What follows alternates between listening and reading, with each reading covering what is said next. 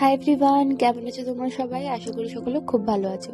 আজকে এখান থেকে ভিডিওটা স্টার্ট করছি, মানে বুঝতেই পারছো যে আজকে কি হতে চলেছে। অ্যাকচুয়ালি গেছিলাম ডাক্তার দেখাতে, শরীরটা একদমই ভালো যাচ্ছে না কদিন ধরে। তাই হঠাৎ করে বাড়ি ফেরার সময় দেখলাম যে জামরুল গাছে এত ভর্তি জামরুল হয়ে আছে। আর সেটা দেখে ওর বাবা তো তত্তর করে গাছে উঠে গেল। গাছে উঠে টোটালি সব মানে জামরুলগুলো পাড়া স্টার্ট করে দিয়েছে। আর আমাদের গরম লাগছিল, গাড়িতে বসতে পারছিলাম না, তাই জন্য পাপার কাণ্ড দেখতে নেমে এসেছি। তো তারপর জামরুল টামরুল কুড়িয়ে ওর পাপা গাছ থেকে নামলো। এই যে তত্তর করে উঠে গেছিল, আর নামার সময় দেখছে যে চারপাশে কোথাও স্লিপ কেটে পড়ে যায় কিনা। তো তারপর ওর পাপার নিচে যেগুলো জামরুলগুলো পড়েছে সেগুলো সব কোড়ালো। কুড়িয়ে নেওয়ার পর এই যে আমাদের ডাক্তার আঙ্কেল ছিল এখানে, ওনাকে আবার কতগুলো জামরুল দিয়ে বাড়ির দিকে বেরোলাম।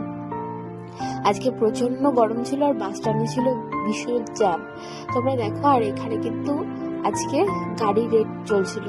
তো তারপর আমরা বাস স্ট্যান্ড থেকে বেরিয়ে বাড়ির দিকে আসছি। এত গরম লাগছিল যে কি বলবো আজকে, আর মনে হচ্ছে মানে একদম গা জ্বালা পোড়া করছে, এত গরম লাগছিল। তারপর বুড়োদের দোকান খোলা দেখে ওর পাপা ওখান থেকে ঘুগনি ফুলুরি অর্ডার দিয়ে দিয়েছিল।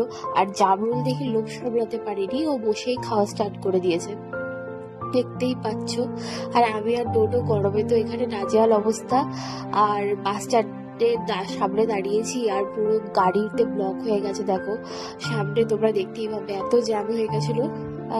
ঘুগনি পুরুলি কি মিস করা যায় তোমরাই বলো। আর এই দেখো তারপর ঘুগনি টুগনি নিয়ে বাড়ির দিকে বেরোলাম, আর এই যে বাড়িতে চলে এলাম। আজকের ব্লগটা এইটুকুই, কেমন লাগলো জানিও।